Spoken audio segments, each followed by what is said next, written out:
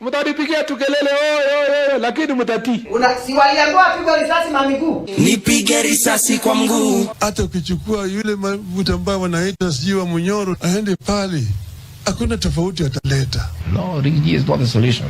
I've never said I'm the solution. I cannot be the solution. The solution is one term. Ruto must go.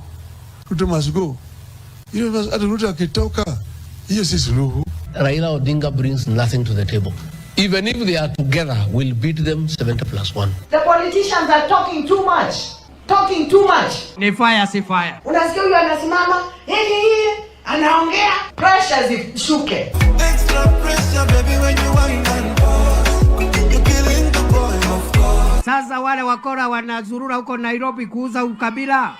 Watawezana na William Ruto. Watawezana na William Ruto jameni. Even if we go to a contest of contesting for a girlfriend with the government, it cannot win against us. Fire, fire. Fire, fire. Hapa Amerika mnasemaje? Wewe Kasongo. Wewe Kaongo. Hawa majamaa wengine hawa hawawezi kuwaambia chochote, watawaambia Ruto must go. One term. Kasongo.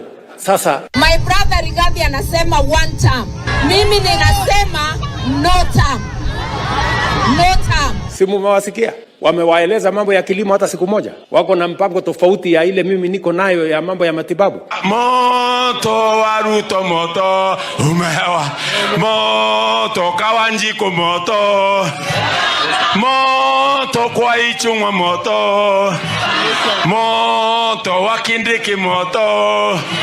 Setani anainama, anaangalia, akaona Kindiki akatoroka huyo. Tuwe na kongamano ili tuzungumuze shida ni iko wapi. It's not possible to have any dialogue with William Ruto. Mimi naelewa Biblia. Mimi nimefundishwa Biblia. Inasema mahali kuna umoja, pale Mungu anaamuru baraka. Mungetaka mimi nikuje niendeshe Kenya kwa migawanyiko? Na mimi najua Biblia inasema umoja. Because the guy is a pathological liar. Kiongea anasema ati yeye hataki Kongole. Wewe endelea tu na yako. Sisi pia tutaendelea na yetu. Lazima watu wasungumuze. Mambo ya kuzungumuza ndio umetufikisha pale tuko sahi. Msikubali na viongozi wenye hawana mipango yoyote. Watu wa ukabila na chuki. Watu wa kisirani na kuendesha vita na kupanga vita ya kuharibu mali ya watu wengine. Nataka nimwambie William Ruto kwamba sisi hatufiki 2027, hata wewe ufiki. Usipofika haufiki. Mimi niko kwa tayari kwa mtihani. Hiyo mtihani tutafanya 2027. Mimi niko tayari kwa hiyo mtihani. 2027 wataenda waende. Hatutaki kwenda kwa uchaguzi wa 2027 na hasira mingi zaidi. Hasira ni nini? Raila is totally irrelevant in the Kenyan political discourse. Right now he finds things are too hot for William Ruto. He is trying to distance himself. I am telling my competitors, you have no credible plan on what you want to do about these young people of Kenya. Sisi usikiza ground. Ngumi mbwekse.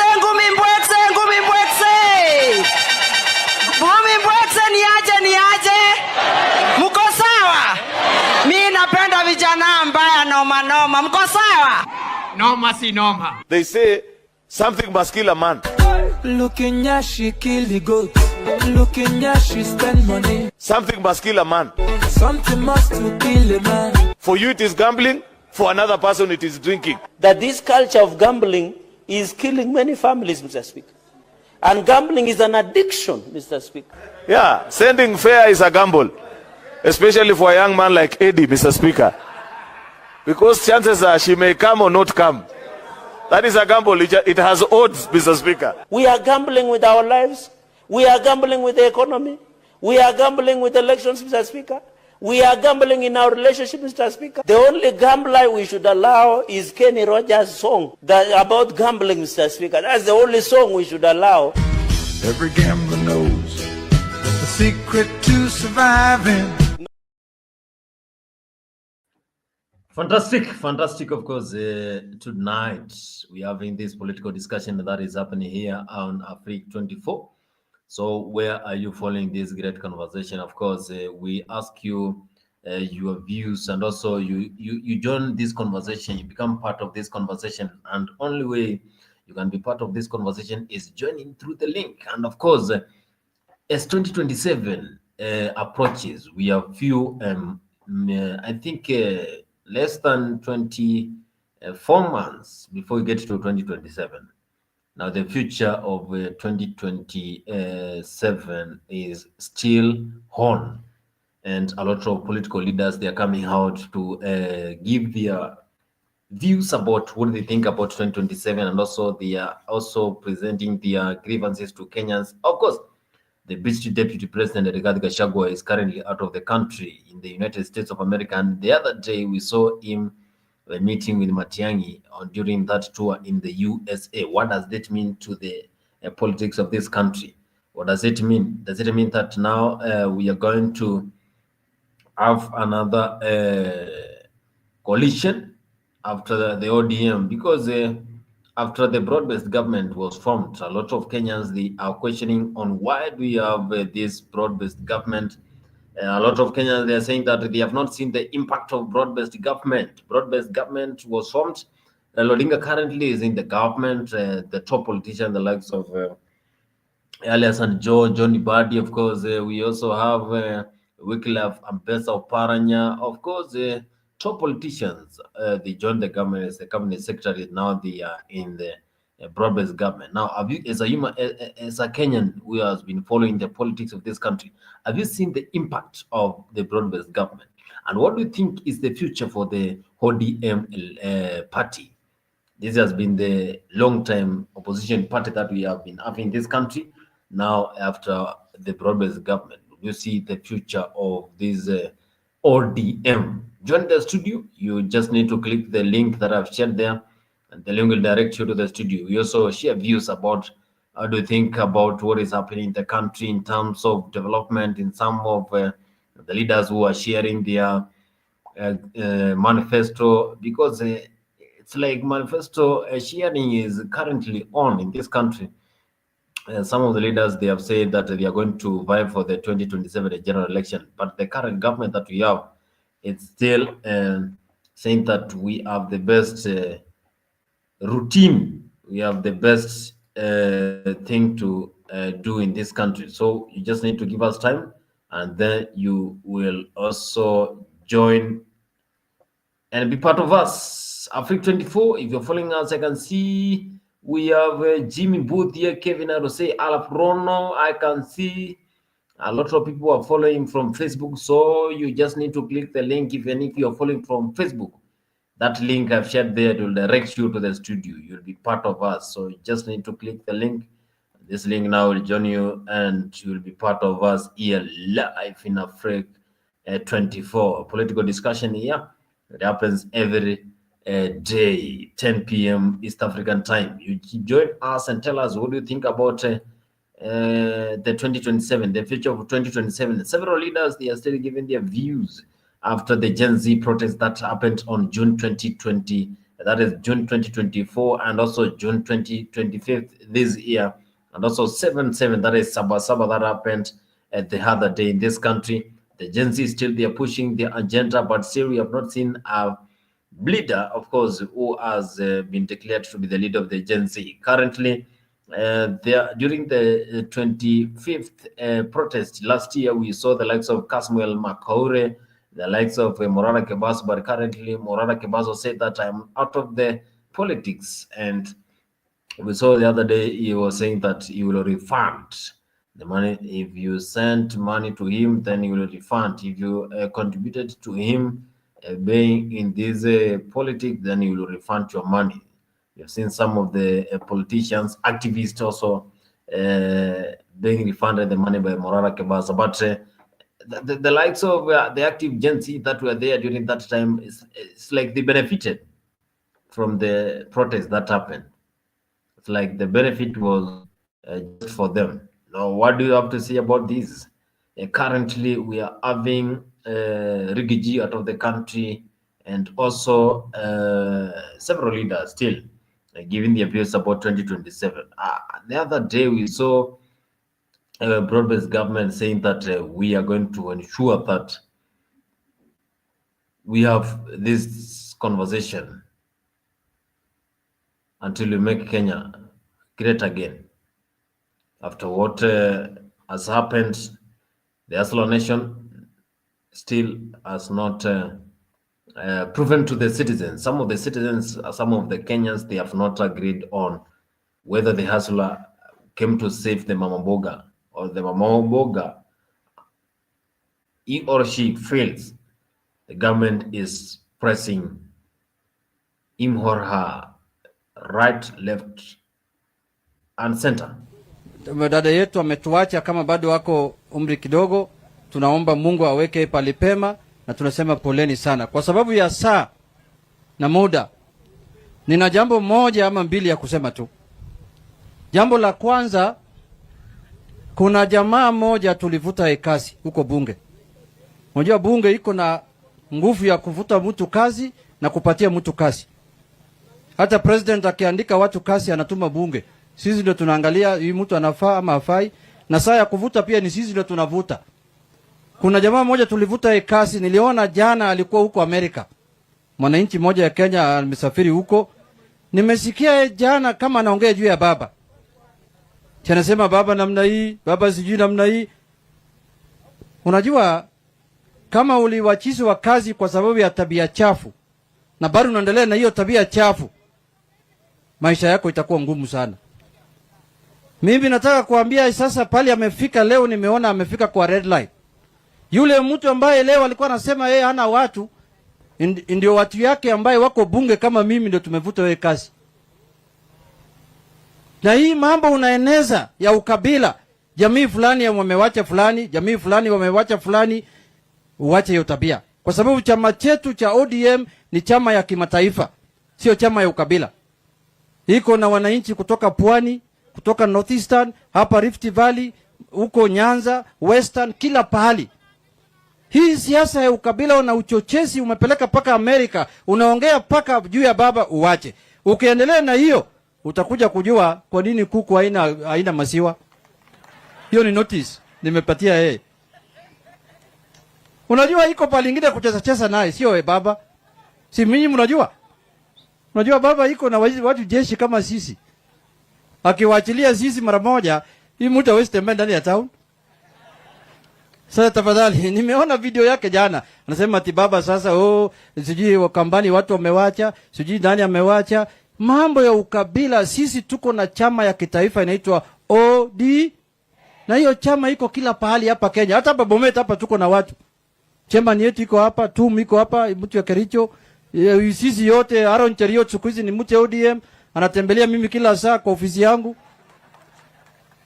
Anauliza mimi live membership ni ngapi? Nimeambia ya kawaida ni 20,000, yake ni 1 million. Yeye ni tajiri, hawezi lipa 1 billion. So tafadhali mimi naomba Bandarigazi Gachagua, uache tabia na ya uchochezi na usiongee juu ya baba mara nyingine. Hii ndio mara ya mwisho. Na hiyo ni warning nimetoa nikiwa Bomet. Ameongea ujinga mingi sana jana. Wale waliona hiyo video. Ujinga mingi sana. Anasema ati baba sasa hana watu. Hana watu, yeye yako na watu gani? Wakora ambaye wanaiba mali ya watu ndani ya supermarket ndio watu yake.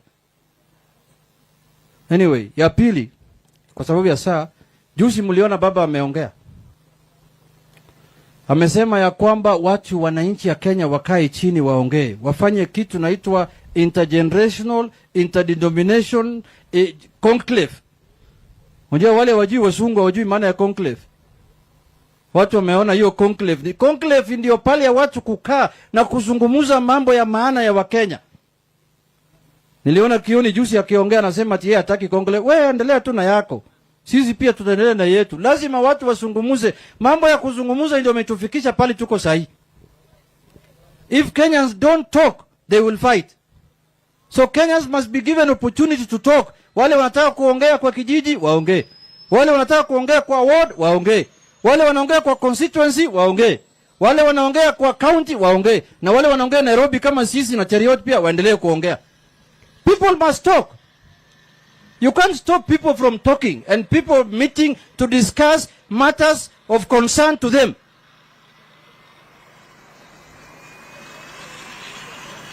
Sasa, kwa sababu ya saa, wacha yeye endelee tu.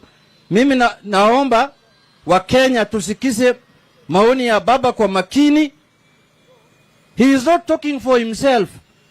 He is talking for Kenyans. Na anataka Kenya. That is Junet Mohammed, of course. You know the position that he holds when it comes to the ODM, the party that has been giving opposition in this country for the last 30 years.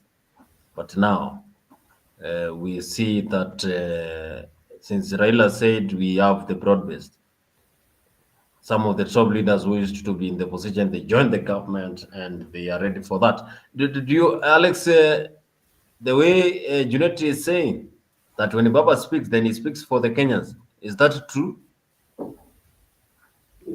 So good evening to you, Kimanzi.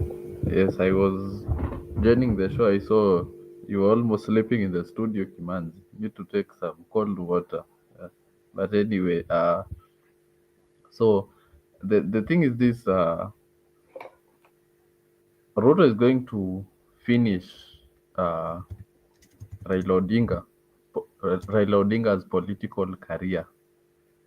And it's a prediction that I'm making, which I think I resonate with what the impeached deputy president spoke about. Other the things which he said about NADCO, in some way, part of it is kind of true. Part of it is kind of true, and Odinga made the worst mistake by aligning with this regime, and it is finishing his political career and the party which he has ran for about 20 years, and that he ran for about 20 years. So imagine Bonnie working for 20 years and then coming to finish it within 6 months' time as a career. See, it's a very big mistake. So for me, I think him aligning with this regime, it has finished his political career, because right now, even if he says anything that is true or is of any importance to Kenyans, people don't want to hear, because right now he has slowly lost some of his allies, which were contributing to him having very big numbers in Kenya. Like, for example, he got the 1 million votes from Mount Kenya. I highly doubt if he can get that right now. The votes from the people of Kambani, there were many. Right now, I don't think he can get the numbers from Kambani. Even Kisii, right now, Matiang'i is very top, so he has lost some numbers. And Natembeya is very big in Western, so Natembeya is going to snatch some few votes from him. So Odinga has ruined his political career that he has worked hard to build in the last 20 years by aligning with Ruto. And my prediction is as time goes by the time they depart, because in 2027, I believe they won't vie together, UDA and ODM. So by the time they're vying in 2027, Odinga will have lost popularity in this country. Yes, of course. I can see a lot of people following the show live. I can see people following the show live. You just need to click the link, and the link will direct you live to the show, also as we try to focus on what is happening. But of course, yesterday I saw a comment whereby Kajwang, of course, said that maybe they are going to support and also their leader in 2027. Raila Odinga is currently in the broad-based government. Do you think that Raila will be in the ballot 2027 against William Ruto? That is what we're asking here. And today we saw many leaders, but several leaders are still praising the government, others are still going against the government. And also today the opposition, they gave a remark about their attack.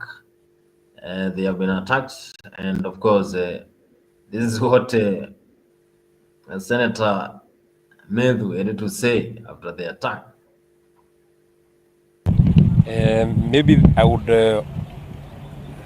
use very few words. What we've seen today and what has happened to our team today is honestly an attempt on assassination of the members of this team, members of the opposition. The kind of force that has been used by the National Police Service is not only excess but extreme.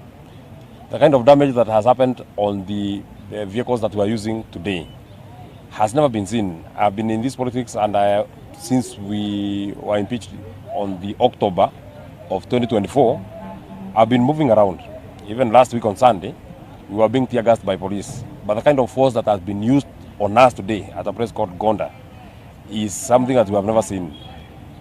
I don't know, and I would want anybody to explain to me why and how a policeman would shoot a live bullet at anybody at close range. Because we've seen, and you can see live bullet holes on the vehicles of the members of our team who are here. I've just been told, because once the skirmishes started and I went to engage the police, because I was there, I went and I was asking them, you're telling us we cannot use this route. These are the route that you are showing us. Where does it lead us? And true to my instincts, we were being laid to a trap. Because where Munyaka has been attacked in Gashosho is a place that another contingent of police and goons were waiting for us on the road. So the police at the Gonda Center were pushing us further down the road where we were being attacked by goons and policemen in uniform. In fact, one of the vehicles, or most of the vehicles that have been damaged, specifically this Range Rover owned by Honorable Munyaka, has been damaged by a policeman in uniform. The videos are there. And we want to condemn. And the National Police Service has always claimed that it is independent. If indeed you're independent, why are you taking orders from the member of the countywoman, member of parliament from Murang'a? Because she's the one that told us that we can't go to Kangari. She, in fact, said that what we did in Embu, we can't do it in Murang'a. Everybody has a freedom of choice. We have a choice and freedom to associate with whoever we associate ourselves with. And that freedom is fundamental. It is in our constitution. We also have a right to dissociate ourselves with anybody we feel we don't want to associate with. We have dissociated ourselves 100% with President William Ruto. Nothing, absolutely nothing, will take us back to William Ruto. And let me tell William Ruto, so long as a bullet has not gone through the members of this team that you are seeing here, we will still be there telling our people to chase you home, because you are the worst accident that ever happened to this country. Electing you was a tragedy of monumental magnitude.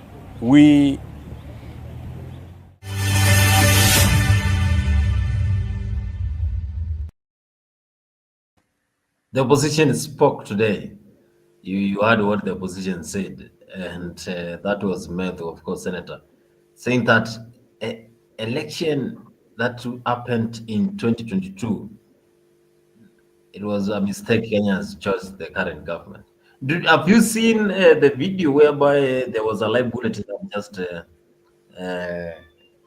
was just pierced through this opposition? Of course, the vehicle was shot, but no one was injured. That is what happened, and then they gave the press. Do you buy what Senator Mather said? So it doesn't really matter if Kenyans made the mistake in 2022 or not. The good thing is just that we should be determined to break the mirror that reminds us of our own ugliness. That should be the point in 2027. And as we said in the previous show with Joseph, that if we made the mistake in 2022, we made the mistake in 2017 and the previous years, because Kenyans have been voting on tribe. So in 2027, we should be looking to bridge the gap, and we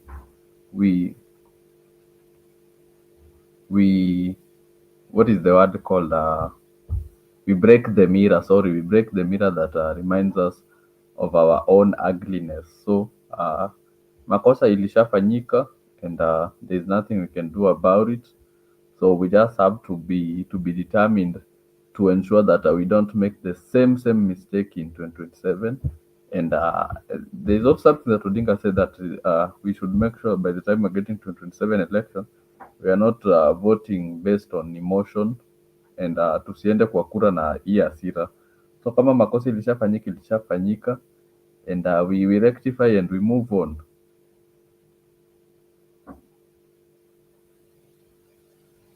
Kama makosa imefanyika, we rectify and we move on. But while we say that, we have other leaders saying that the current government, it is the best thing that ever happened in this country. I can see Caleb Kobiero, Jimmy Budia. Karibu sana Caleb Kobiero. You just need to click the link that I've shared there, and then the link will direct you to the studio. You'll be part of us here. You'll share your views about what do you think about the opposition, and also is the opposition pushing the government in power very harsh, and also do you think the ODM party is still not giving support to the Kenyans after joining the government? Senator Nyamu had this to say today in front of the president, that the president is the best thing that happened to this country. Your Excellency, the President, Right Reverend Kabiru, Canon Maina, all clergy present, our leadership in Nairobi present. Praise God. Amen. My name is Senator Karen Nyamu. I am nominated from the UDA party. And thank you so much for welcoming us here.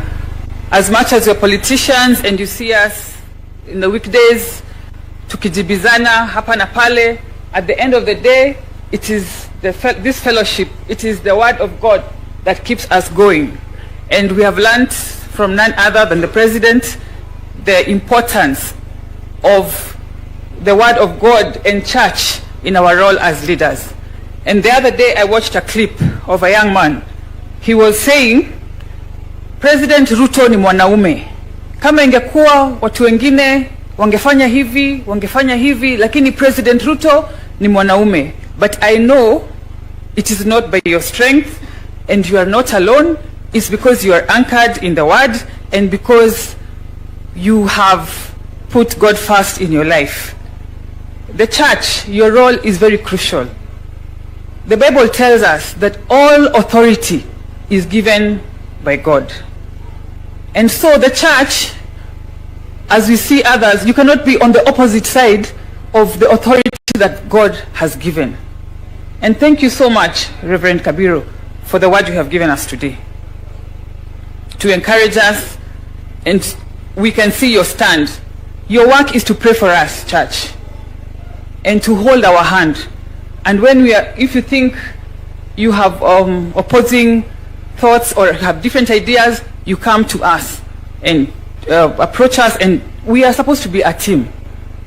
The other day I heard the former second lady of this country saying, President Ruto is called by God. Nilimsikia mimi na masikio yangu kwa simu yangu akisema God called you. Na mimi nikashanga, kwani hamjasikia? Mlisikia hiyo? She said God called you, and she's a reverend, she's a pastor too.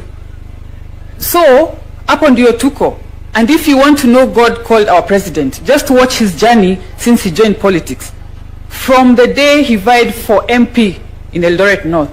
And the then president, who was very powerful, Moi, was against him. So against him that he planted a candidate against him. And he triumphed. Didn't he? Si hivyo ndio unajua kama Mwenyezi Mungu ako kwa safari yako ya uongozi. Against all odds, he's the president today. Na kuna mtu anajidanganya ati yeye anaweza kosesha President William Ruto usingizi. Mtu ambaye amepigana na sitting president, sio mmoja, wawili, mpaka akakuwa rais. Your Excellency, tunakuombea na kanisa, when you abandon that role of praying for the authority that God has given, mnamwachia nani? So all churches in Kenya, I'm talking to you, we pray for your president, for our president, and let's join together to make this country solid. Thank you, Your Excellency, for the work you're doing in Nairobi. Vijana wetu wamepata kazi, wako works, wako climate works, wako works ama wako works. Jana wengine wameanza, tuliwaona Uhuru Gardens. We thank you so much. Umetoa hata 1 billion shillings, tujengewe 5,000 classes to decongest our classrooms. Kwenyu mnaona classes zinajengwa, hiyo ni pesa rais ametenga yeye mwenyewe. Hizo darasa zijengwe, and we thank you so much. That is Karina Nyamu, Senator Nyamu, of course, saying that the president is the best thing that happened in this country since the journey from Moi, who introduced him to the politics, up to now is the president of the Republic of Kenya. Mzalendo, karibu sana, karibu sana. I hope you are not listening to Bob Marley. I just want to ask you, after, of course, Kajwang said that Raila might be in the ballot 2027. Do you think that Raila will betray William Ruto, dismantle the broad-based government, and then they get to the politics now, head-to-head?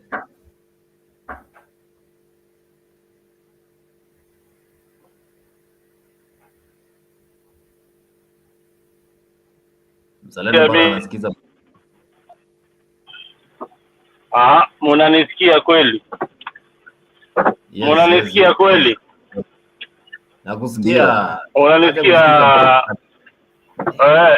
Niko kwa barabara na kunanyesha, but anyway, I'll contribute a bit.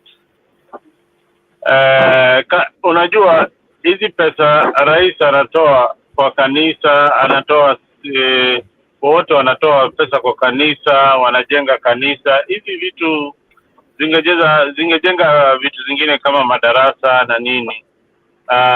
Zingenunua madawa kwa hospitali. Kwa sababu kanisa pia, unajua kanisa hawezi patia watu madawa. Hawezi patia watu madawa. Dawa ile kanisa inakuombea ni roho yako. Spiritual livelihood yako, ukue mtu ambaye anazingatia maadini ya Biblia. So the church inakuprepare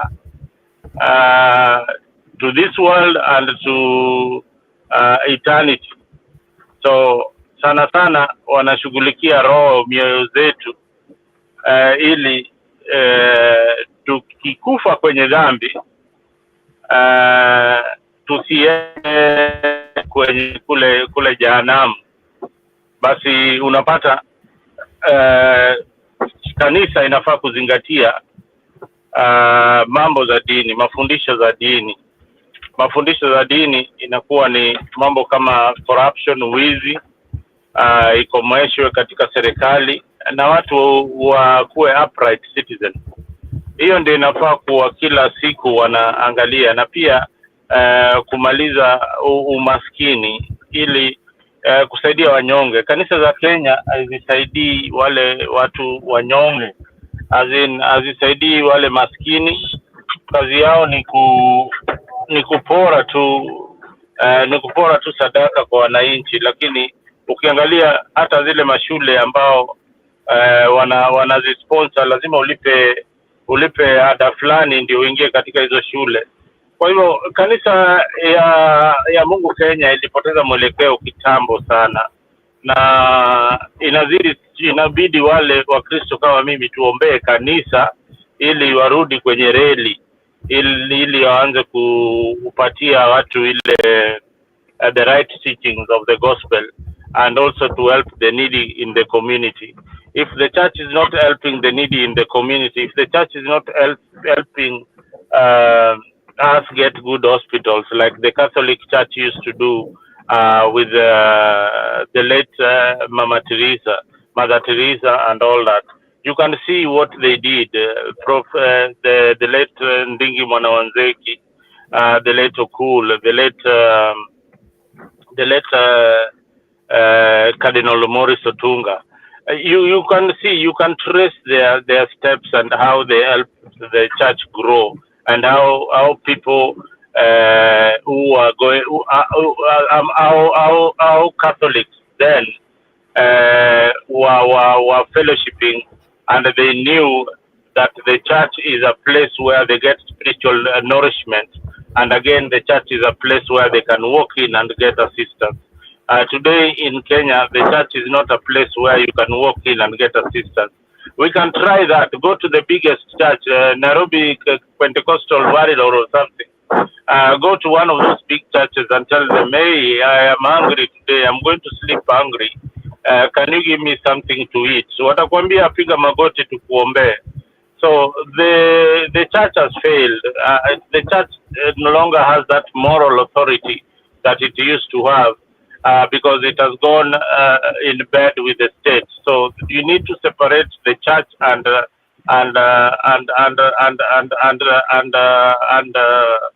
the government. So that is where we are all going wrong. So ukiona president ananunulia bishop gari, anawajengea kanisa, anafanya nini, yote ni mambo mzuri, lakini tungezingatia mambo ya elimu. Tuangalie kwanza elimu ya Kenya iko namna gani, watoto wanapata elimu ya bure. Tukiangalia hiyo, basi tukimaliza haya yote ndio tunaanza angalia sasa kanisa wacha tuzijenge, ama hizi kanisa tuko nazo zimetosha, we regulate the churches. So Kenya itafika wakati ukipiga kona Tomboya kuna kanisa, ukipiga kona Moi Avenue kuna kanisa kubwa, ukipiga kona River Road kuna kanisa. So nchi itakuwa ni kanisa tupu, lakini hakuna uchumi inaendelea katika hizo nchi. Hakuna uchumi kabisa. Kanisa haiwezi rekebisha uchumi wa nchi. You don't go to God to pray so that he can help you improve the economy of the country. You make sure the right people are given those jobs so that they can do their work. So that Africa is still confused with the church and leadership. So hapo ndio tupo, lakini tukiangalia baada ya miaka kama 50 ama 30 hivi, we will see how stupid we were then. Ndio tunaanza kuangalia, yani this was all wastage of time, wastage of money, while we can still pray to God and God has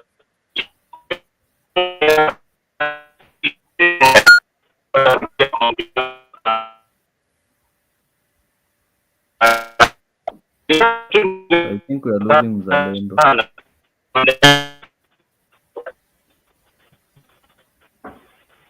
I think we have lost him.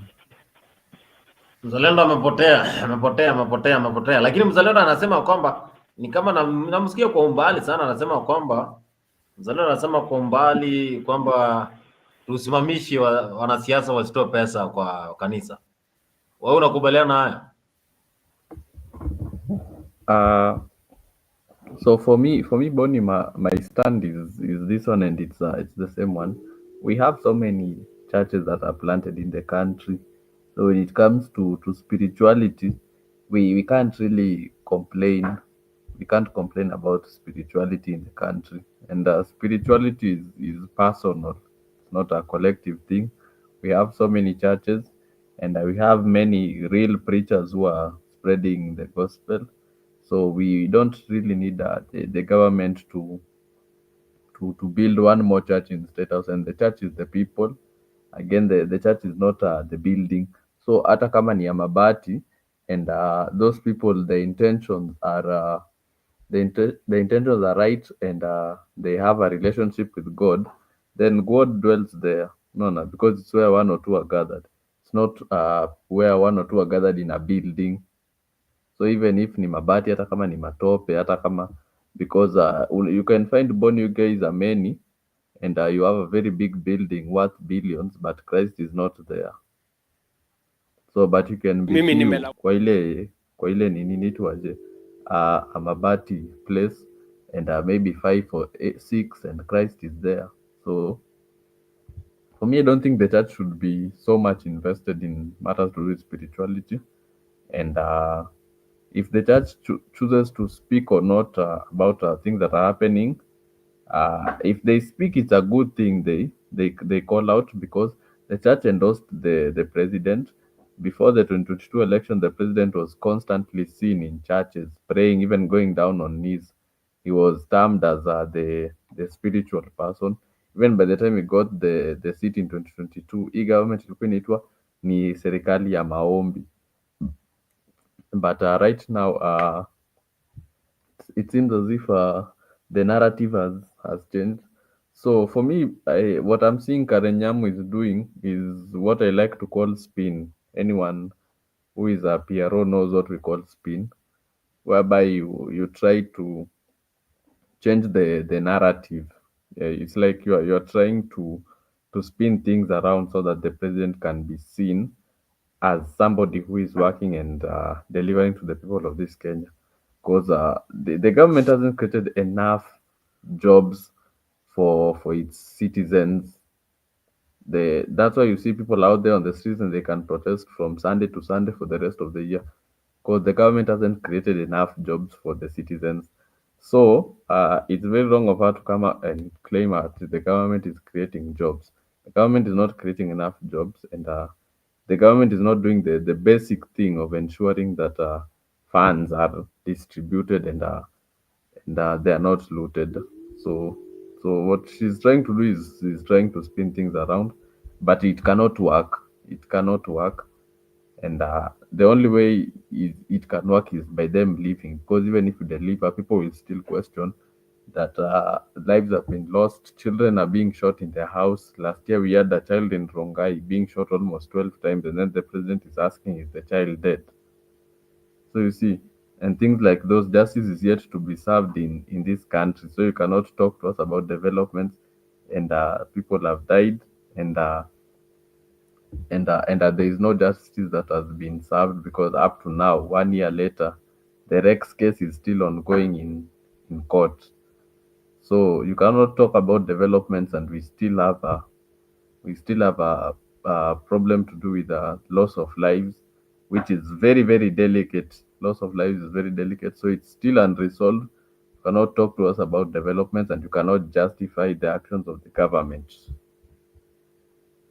Yes, you cannot justify the action of the government. That is what Alex is said. But I was also trying to respond to what Mzalendo said, that some of the political leaders should be barred from getting to the churches and also doing the contribution. After the president also the other day, he gave a Land Cruiser Prado to the Machakos bishop, of course, of ASC Bomani in Machakos. But this is just, we know it's during that time whereby politics are getting hot as we approach 2027.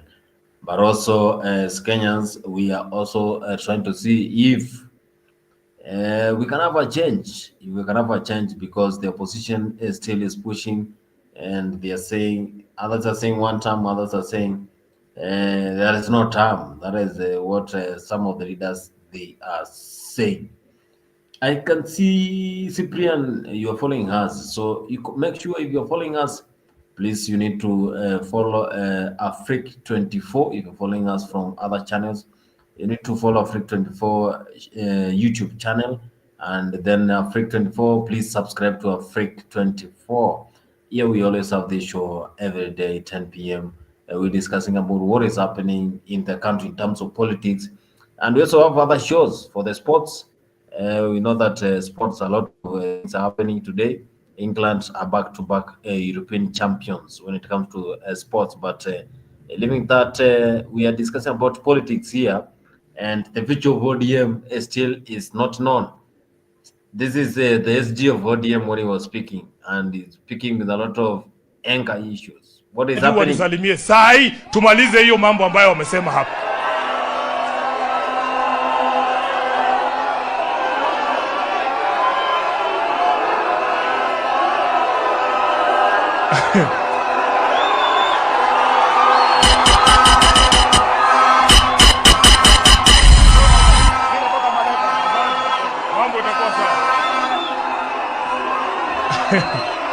Tuendelee tusiendelee? Tuendelee tusiendelee?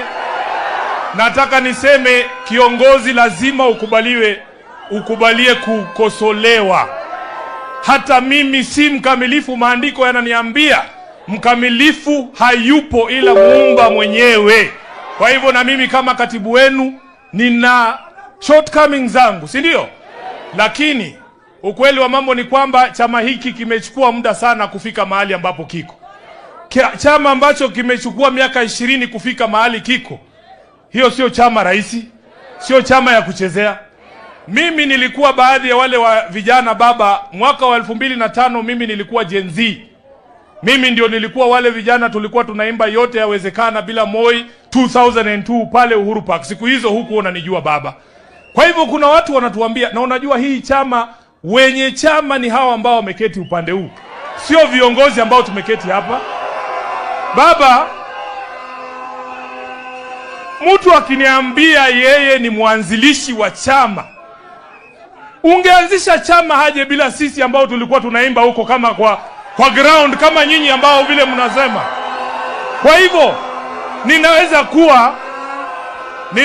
kuwa mimi sikukuwa kiongozi wa ODM mwaka wa 2005, lakini na mimi ni mwanzilishi wa chama cha ODM.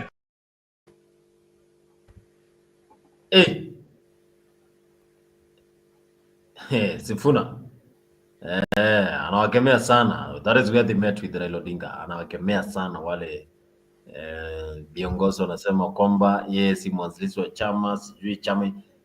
ODM kweli ni ODM siku hizi? Unafikiri tuko na ODM nchini Kenya? So yes, we still have ODM, Boni. So I think it's just that ever since some of the troops whom they call experts who went into government, they have been exposed in a different way in which Kenyans are not used to. So, and Sifuna is the mouthpiece of the party because the Secretary General, and so he speaks on behalf of the party. And what he speaks, it's supposed to be aligned with the party leader. And what we're seeing is just that we are now differentiating leaders who are there for the people and leaders who are there for themselves. And it's evident, it's clear. I don't even need to say anything. Iko hapo tu and everyone can see. And as you can see right now, and anytime these people feel as if they feel like they are threatened, the likes of Gladys Wanga, Kaluma, and the like, even people like Atwoli, they are feeling like they are threatened by Sifuna because Sifuna is not advocating for what they're advocating for.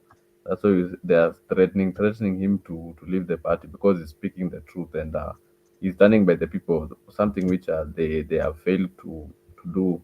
Because ODM, let me take it to the bank, this Mr. Host.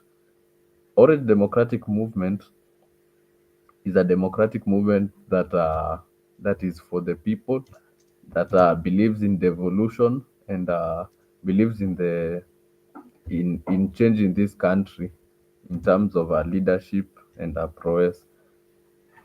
Only when they are out of government. When they're out of government, they advocate for the rights of the people. They believe in devolution and they are pushing for change in this country when they're out of government. When they are in government, the policies which they have host, they don't stand for them. You get me? That's the double standard. That's why there's no difference between ODM and Kenya Kwanza. Those are just the same people. Even that DCP, DAPK, all those parties, Boni, there is no difference between them. They're just the same thing because they are not based on principle. They don't stand for anything. These things that we're seeing right now, even from opposition, EDCP at kusikiza ground, hiyo yote ni siasa na sarakasi. There is no such thing as that. Right now, hii yote tunaambiwa sijui one term, sijui nini, hiyo yote. They are pushing for that when they're outside of power. When they are in power, they don't stand for those things. They just, we now see their true colors, the same way tunaona na KK. So that's why I was saying, Bonnie, that we cannot keep on recycling this terrible leadership, expecting different results. We have seen these people. Imagine sasa saizi Bonnie, Rigathi has been in power for 2.5 years before being impeached. Then he's out of power.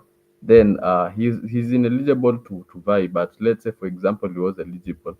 Then you bring him back because right now he's painting himself as the liberator, as the opposition leader. And right now he's speaking the things that he couldn't implement when he was in power. Imagine bringing him back again in power and expecting different results. I think that is being delusional, and that's why I was saying we have to break this mirror that reminds us of our own ugliness.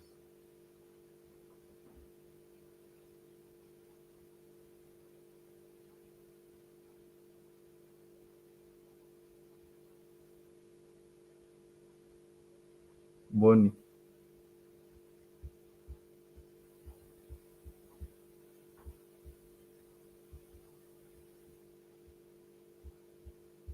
Police station. Kasongo aende asiende?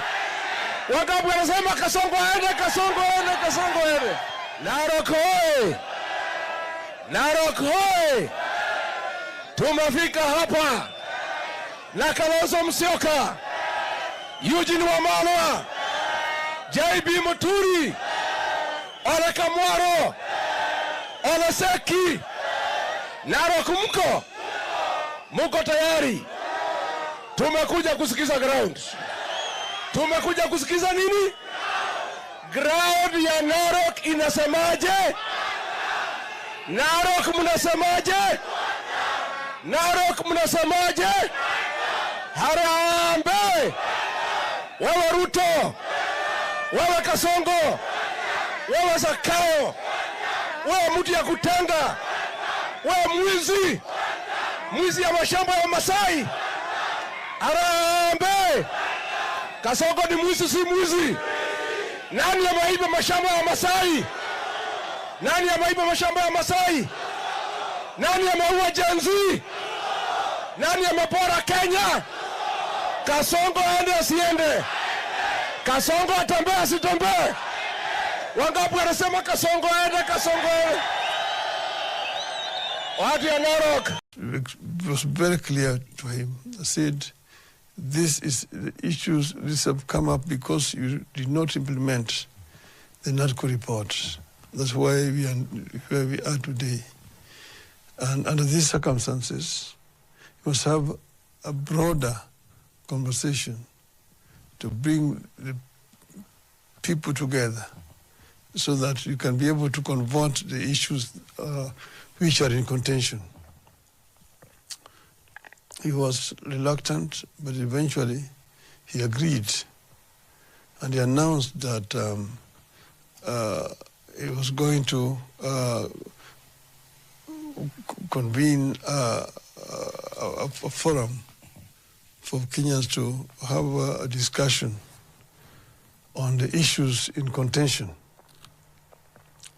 Of course, this was rejected by the Gen Zs, that it was a waste of time, because I supported this bit that, we have had these conversations several times, the issues are clear, that the government just need to implement what is being demanded.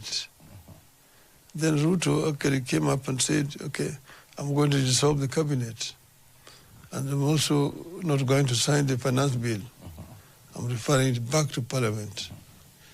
In my view, that is what pricked the balloon, because now there are no issues. There was no government, and there was also no finance bill. You see, and once that happened, Ruto now said that he was going to form a government in consultation with all stakeholders to create a consensus. We said we don't want to stay in government until we have had a conversation as a people, which did not happen. Then he said he would at least appoint half of the cabinet so that there was no stalemate, which he did. After doing that, we tried to consult among ourselves in Azimio if we could find a way of participating in a broad-based government. I myself was against it. My other colleagues were also against it. But then eventually, the group within my party felt that the statement that we had required that some experts who are not part of the Kenya Kwanza region help to steady the ship and come up with new ideas to deal with the issues in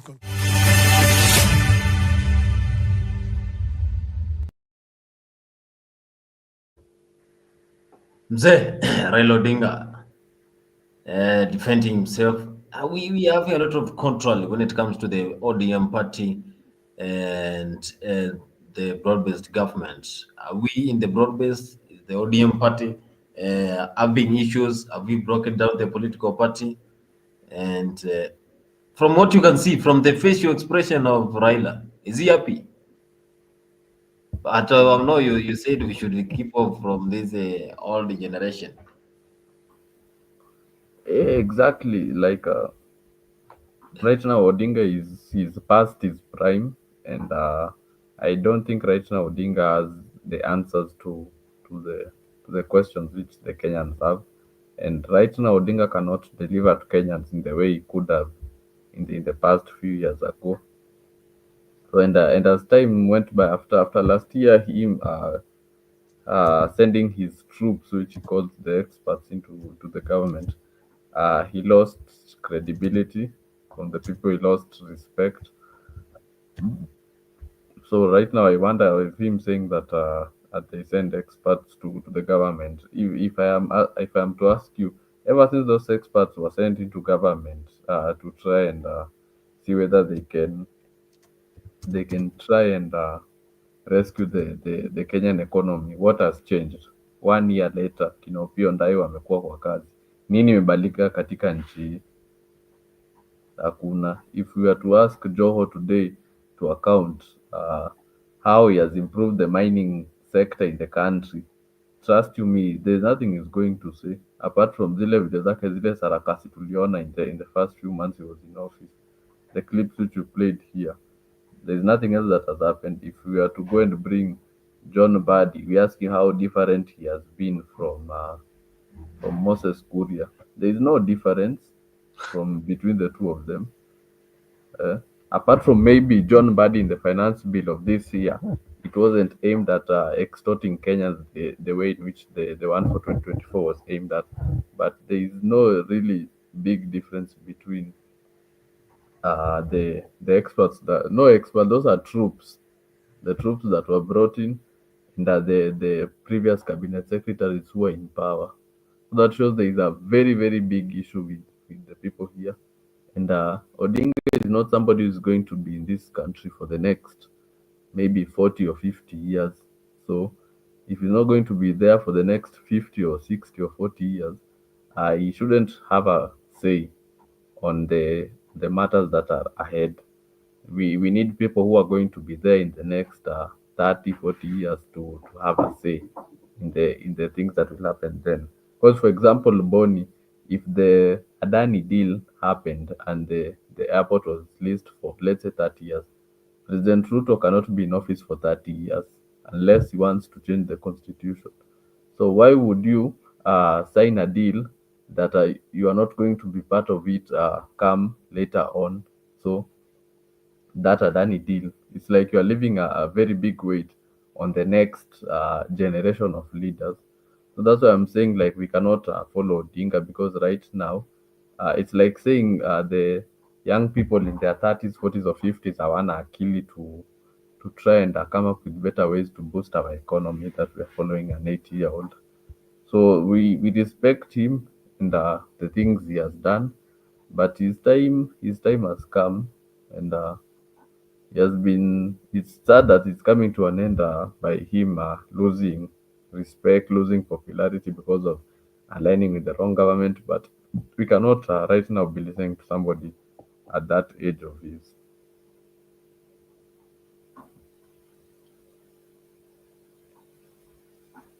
Lecture ukiwa nani? Waswahili wanakuambia nyege ni kunyegezana. Enda ukapeane lecture huko kwako. Ati wameitwa pale Karen juzi na huyu mtu anaitwa Mr. Moneybags. Nao wanamuziki walikuja 50, mimi naita wanamuziki 500 wakuje pale Karen. Tujua utafanya nini? Kidikine wito totige murekia vara kwe maundu mahaneka agira mundu. Wamekuwa wasaliti ya jamii. Una lecture mwanamuziki, una lecture mwanasiasa. Wasipoomba msamaha tuache kusikiza nyimbo zao. Ati unasema umeamrisha wananchi wasisikize nyimbo.